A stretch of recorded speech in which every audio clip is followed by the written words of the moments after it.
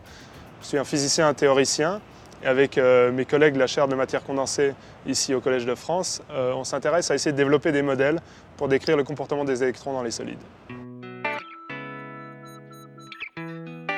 Ce qui nous intéresse et ce qu'on essaie de comprendre, c'est le comportement des électrons dans une certaine classe de matériaux, qui sont des matériaux qu'on appelle des matériaux fortement corrélés. Et ce qui les distingue, c'est que justement l'interaction entre les électrons est très forte et ça induit des phénomènes physiques qui sont assez particuliers comme le magnétisme ou la supraconductivité.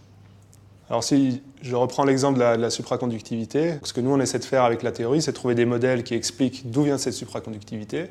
Et avec ces modèles, si ils réussissent à expliquer l'origine de cette supraconductivité, on va peut-être pouvoir guider les expérimentateurs pour construire de nouveaux matériaux qui seraient idéaux pour pouvoir faire des applications technologiques dans le futur. What exactly are the differences between diagrammatic Monte Carlo and just an impurity solver?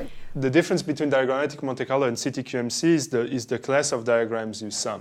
Donc on s'est en fait rendu compte que si on veut un des piliers, une des bases de ce qu'on apprend dans la théorie de la physique du solide, qui s'appelle le problème à n-corps, un de ces piliers est basé sur un objet mathématique dont on s'est rendu compte qu'il n'est pas en fait très bien défini.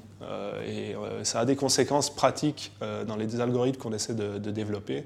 Une partie de mon travail importante, c'est de trouver des algorithmes numériques qui permettent d'aborder ces modèles et de trouver leurs solutions. Donc j'ai une grosse activité aussi dans le développement de la physique numérique, qui est vraiment un sujet à l'interface entre la physique et l'informatique, et si on veut, les mathématiques appliquées.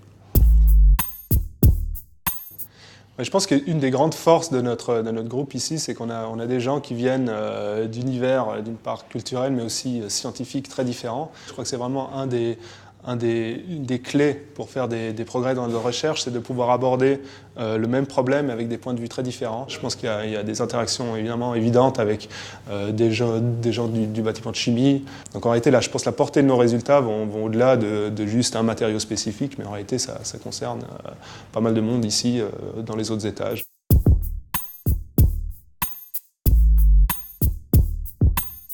Mais comment, d'un point de vue électronique, on est capable d'avoir un échange d'électrons entre la bande du métal et la bande de l'oxygène, par exemple? C'est là où nous, on a besoin de la théorie, quoi. C'est assez intéressant de voir finalement qu'en discutant avec les chimistes, on retrouve les matériaux sur lesquels on travaille ici aussi, mais dans un contexte complètement différent. Ici, sur des batteries, nous, on les utilise dans un autre contexte. Il y a un réel intérêt à communiquer avec eux et c'est une chance assez incroyable ici au collège de pouvoir monter 2 étages et puis de rencontrer ces personnes.